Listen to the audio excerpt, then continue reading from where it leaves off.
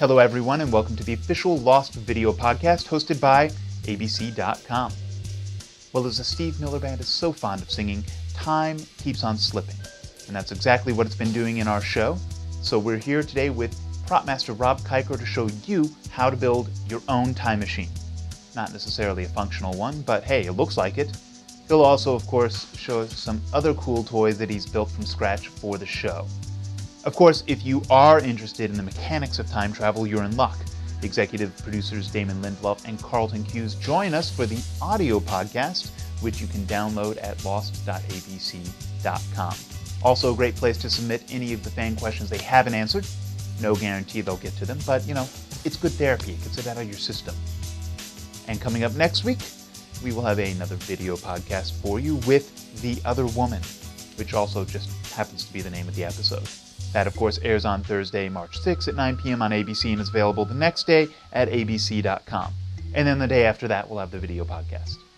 Here now is Rob Kiker. Enjoy.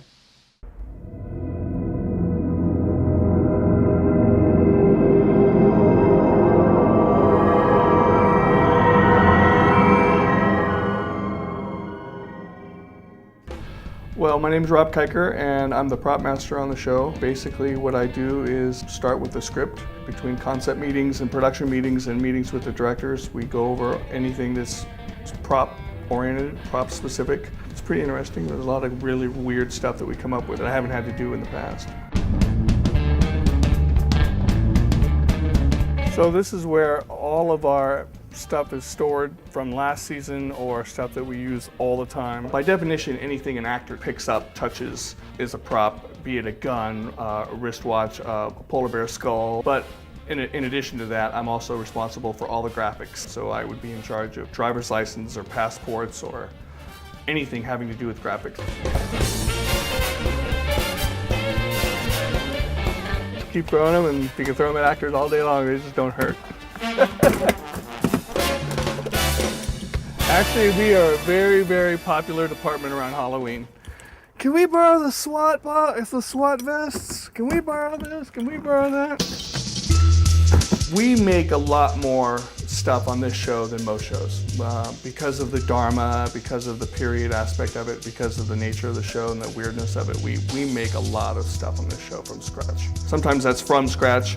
Sometimes that's taking something that we find and doctoring it significantly so that it doesn't look like anything that you've seen before. My dad was a prop master, my older brother's a prop master, my uncles are prop guys.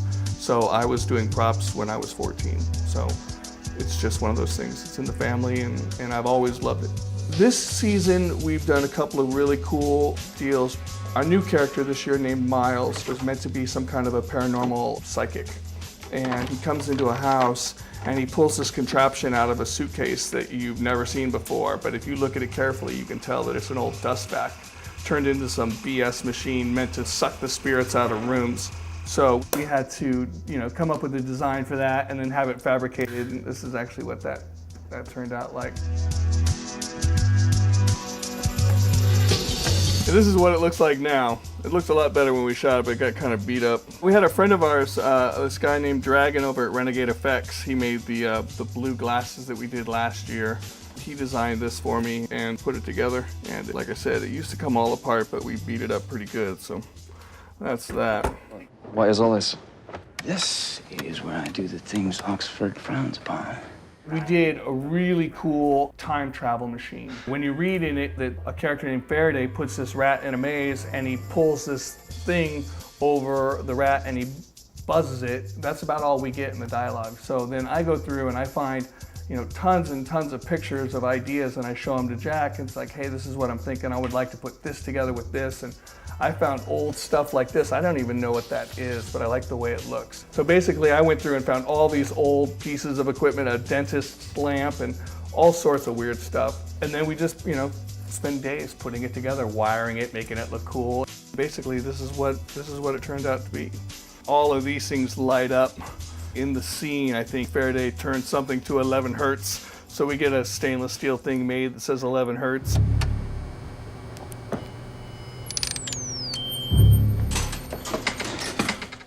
I got this piece at Dennis Supply Store in Honolulu. Actually donated this to me, which is awesome. and went to Home Depot and found 2 different street lamps and flipped them around and put some, tin foil on there or whatever this is, metal tape, and found a whole bunch of this stuff, and basically just put it on the rat and zap it with this bad boy. Just.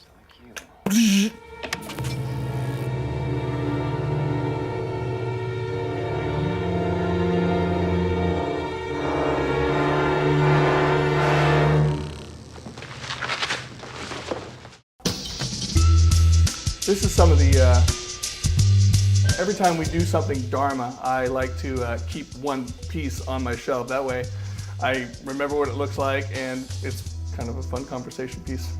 So anyway, here's some of the Dharma stuff that we've done. Beer, soap, aspirin. Here's the world famous Apollo bar. Here's our polar bear skull from this season. And my assistant's got me a bobblehead that looks just like me.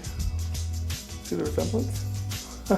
For a prop master, this job is awesome. It's just like no other. I mean, we get to spend a ton of money. The creative license is unbelievable, and I'm making stuff I've never even heard of or seen before. I'm learning, and so it's cool that way. I mean, it's like I've done medical shows, I've done law shows, I've done restaurant shows, and they all have their own unique challenges, but this show is just like a no other because it's a little bit of all of it, and then some cool stuff on top of that.